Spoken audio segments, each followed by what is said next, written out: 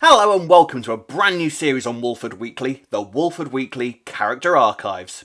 In this series we'll be taking a forensic look at some of the storylines and characters of Albert Square over the years, and in this first episode, grab your ciggies and oh my god forgive you, as we take a look at the original Queen of the Laundrette, Dorothy Branning, née Cotton.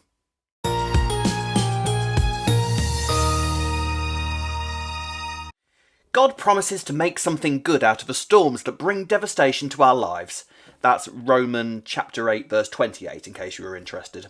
Unfortunately for Dot, life brought many storms but very few good things. Give us a tea, lovely, and a glass Dot of water. first appeared on the square all the way back in 1985, working at the laundrette. She was a gossip, a hypochondriac, and ironically also a chain smoker. At that time, there were three regular men in her life: God, her husband Charlie, and of course, her Nick. But for a woman with such upstanding and strict morals, two of those men spent most of their time making her life hell. Charlie flitted in and out, stealing from her and generally taking advantage, before finally leaving her in peace after he died in a lorry crash. He's been found decreased on the M25. And as for her son, yes, the man so mean the papers gave him a nickname. Nasty Nick Cotton was the apple of Dot's rose-tinted eye. But Dot spent her time picking up the pieces from his reigns of terror and desperately defending him. I mean, how could you look at a guy like this as anything other than an angel? Nick caused havoc wherever he went. Indeed, he was responsible for the first ever death on the show. In episode 1, Reg Cox was found dead, and it turned out that Nick was the culprit. And like any self-respecting Walford killer, he wasn't done there. Dot found out firsthand what an evil little tyke she had created when he tried to poison her with a laced shepherd's pie to get his hands on her bingo winnings. But even Nick couldn't go through with his latest scheme. Well, who would he get his cigarettes from? And was sent off with his tail between his legs. Left alone and stunned at what her son would have done to her just to get a bit of cash, Dot was left devastated. But Nick wasn't gone for long. It was 1991's return that would prove to have the biggest impact. Nick was addicted to heroin and was begging for Dot's help. "Get lost," said Dot. "You tried to kill me last time, and take your shepherd's pie dish with you." But she soon realised that with Charlie gone, Nick was all she had left. Do you really want me to help you? Yeah, I do. But with no experience of what the drug can do, getting Nick off heroin would prove to be no easy task. Refusing to go to a clinic, and with Dot refusing to let him out to fend for himself, Nick was about to experience rehab, Dot style.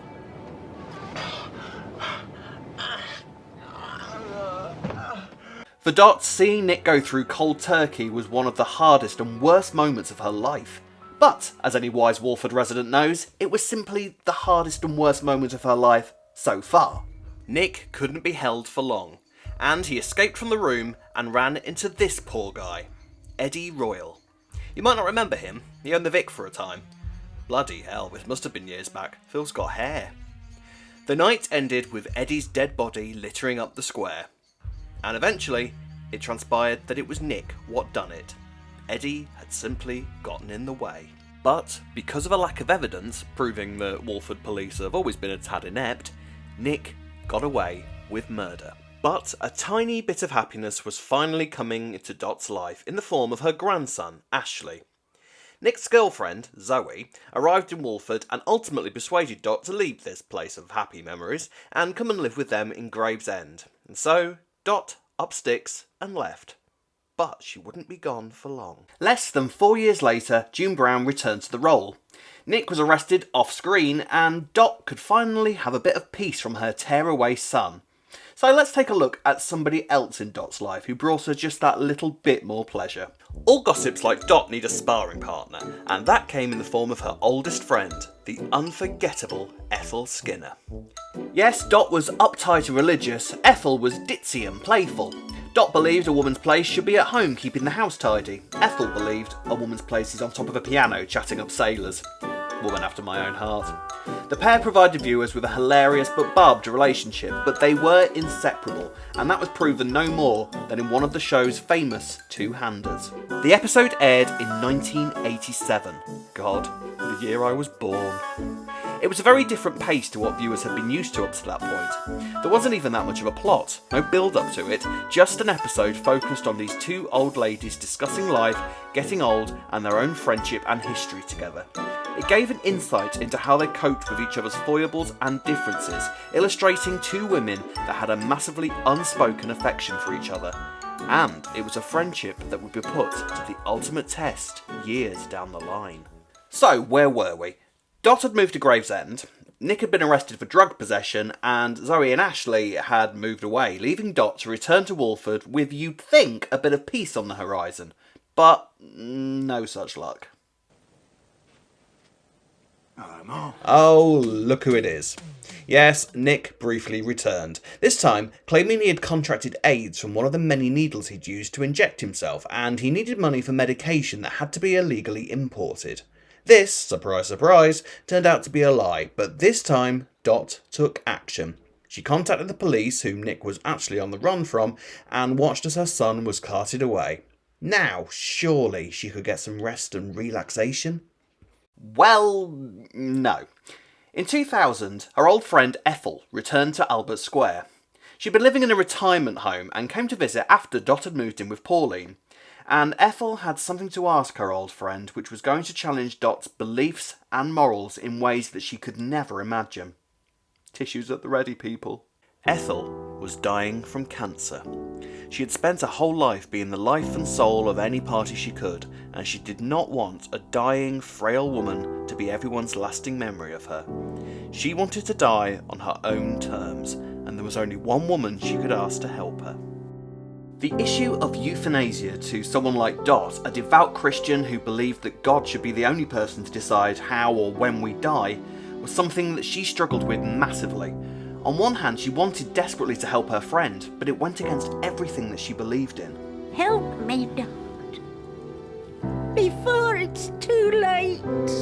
The story culminated in a truly heartbreaking episode where Dot finally accepted Ethel's decision and agreed to help her end her life with dignity.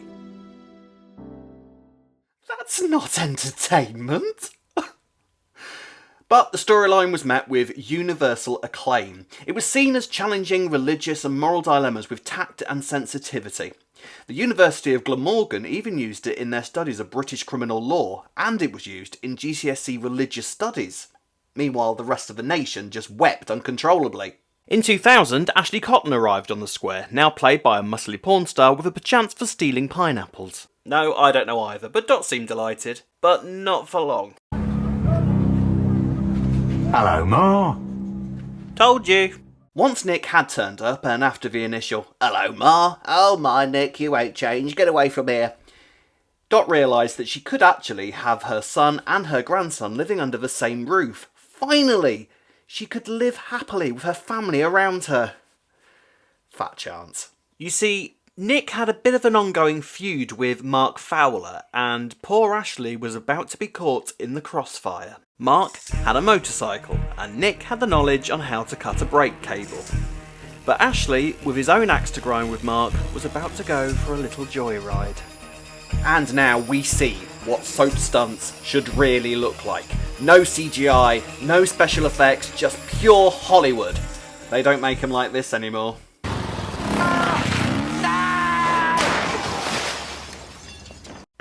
Yes. Well, Ashley was unfortunately killed instantly, and Dot had lost somebody else, this time her beloved grandson.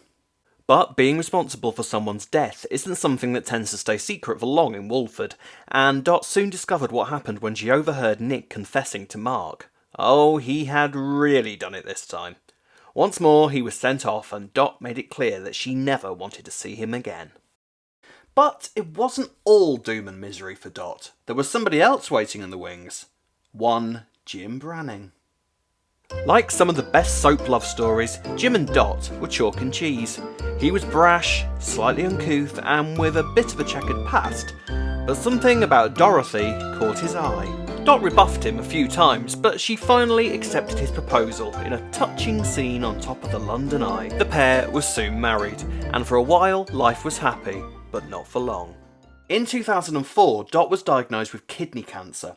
She decided that her time had come. She wasn't going to have any treatment, and she refused to tell anybody about it.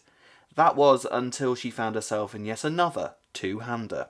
Dirty Den Watts was having relationship problems with Chrissy, his wife. It was nothing compared to what was to come, mind you, but that's another matter.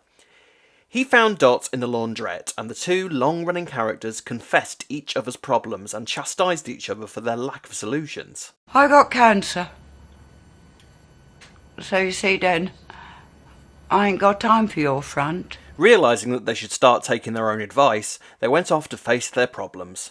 Dot told Jim and finally agreed to have treatment for her cancer before making a full recovery. But as one medical drama left her, another was just around the corner, and this one was made all the more melancholic by events that were happening in real life. Actor John Barden suffered a major stroke and had to be written out of the show. With the support of John's family, the character of Jim also had a stroke off screen, and Dot was left with a devastating choice. Although John Barden did return to the show, it wasn't for long, and Dot was left with the heartbreaking decision of whether to keep him at home or to send him to a nursing home so that he could receive the care he really needed. This led to a piece of soap opera history, the first and possibly only ever single-handed episode. All of Jim's family had sent in messages on a tape recorder, and now it was only Dot left to record hers. Battling with her inner demons as to what to do for the best for both of them, Dot poured her heart out as she relived all of the loss and emotional upheaval she had faced in her life. The episode, titled Pretty Baby, after a song Dot had sung to her as a child, was seen by over 9 million viewers and earned June Brown a BAFTA nomination. After Jim's sad departure, Dot was about to get a brand new member of her family, and this one really was a chip off the old block. Well, if the block was Satan. Enter Dottie Cotton. Merry Christmas, Ma. Yes, in the old traditional soap troupe of relatives you didn't know you had crawling out of the woodwork, Nick returned once more, but this time with Dot's granddaughter Dottie in tow. Although Nick gave her the usual flannel, it soon transpired that he was once again after her money, working on her good nature and quick affection for her granddaughter. But there was more to Wednesday Addams here than met the eye. Proving that she really was her father's daughter, Nick and Dottie were both planning on killing Dot off for her life insurance, and both tried to start convincing her that she had dementia. This all ended in Nick thinking that Dottie was giving Dot an overdose on her medication, but it turned out that Dottie had had a change of heart, possibly because she realised that not all relatives had to be drug-addicted murderers, and actually she was giving Nick the pills instead. Slightly more well-meaning, but no less psychopathic. No wonder she got on with Bobby Beale. Anyway, this all leads to a good old-fashioned hold-up where nearly half the cast are blown up in the calf. And soon afterwards, Nick is sent off again. For good. And not long afterwards, Dottie is sent to live with her mother Sandy, leaving poor Dot on her own again. But then, guess what? After that, it's a good few years before Dot really gets any real trauma. Fast forward to 2014 and the run-up to the show's big 30th anniversary. Now, the rest of the square at this point was distracted by a little thing called the Who Killed Lucy story, but the Grim Reaper hadn't quite forgotten about dear old Dot. Dot receives a visit from the police to inform her that Nick has died. I'm very sorry to tell you that your son has died. Hang on a minute.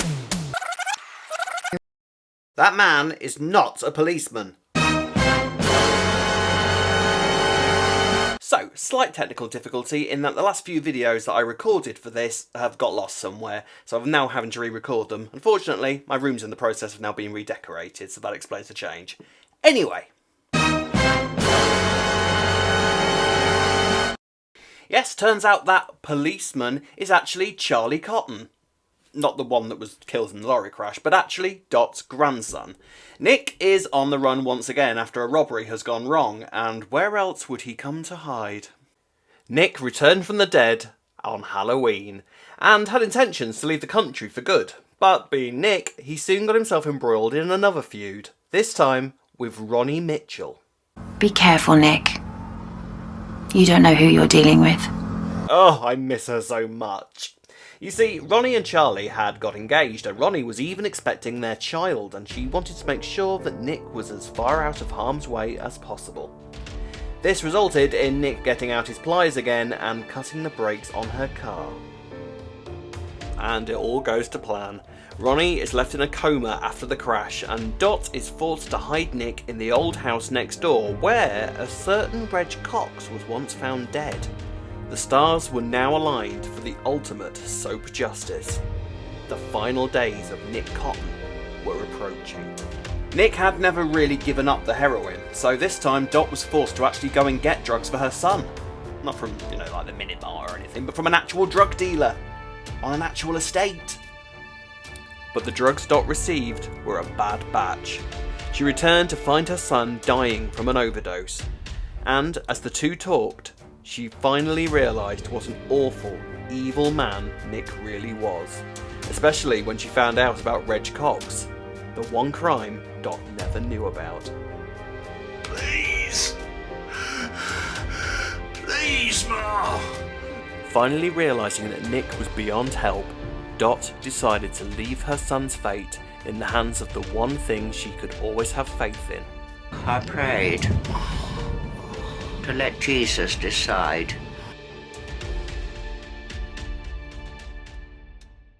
And Jesus, apparently, had had more than enough.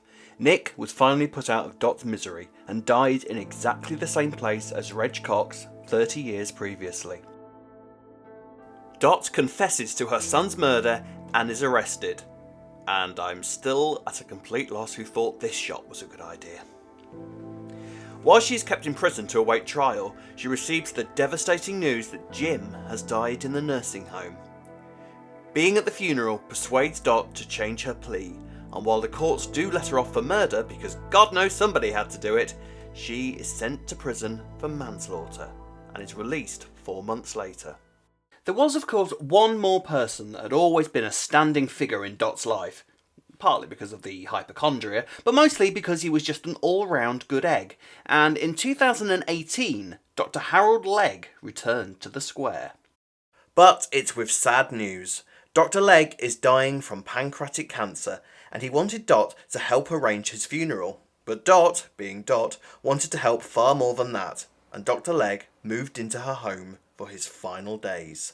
In an incredibly moving scene, Dot was forced to lose yet another person from her life, as Dr. Legg, in his final moments, recalled the first time he met his wife Judith, and the first time he kissed her. As he remembers attending an anti-fascist demonstration when he was young, Dr. Legg tells Dot all about that fateful day. Then he finally slips away with his old friend and favourite patient right beside him. Go and kiss her again.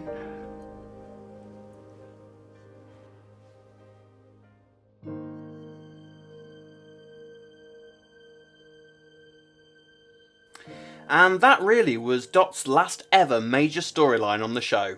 In 2020, June Brown left the role, and Dot moved off to Ireland. Will she ever return? It's unlikely, but not impossible. But whatever happens, Dot Cotton / Branning will always be remembered as a true soap legend. Give us a tea, Lofty, and a glass of water. How's your back, Doc? Oh, don't know. Unless you've got 2 hours to spare. You want my headache to turn into a migraine. She'll just have to soldier on. Do me best. On your head be it if that rain brings on my fibrositis. You couldn't give a drunken sailor with a pint of rum a good time. But are you trying to tell me that you and Colin are homosexuals?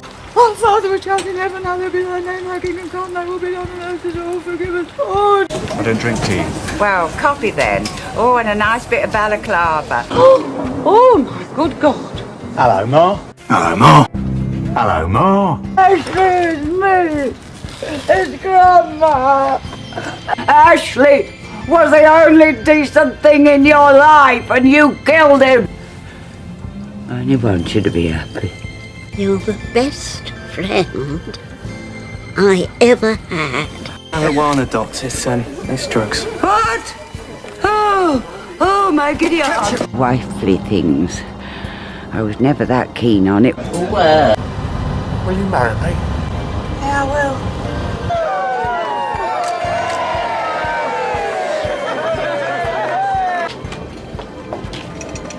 me vanilla buttercream strawberry regale.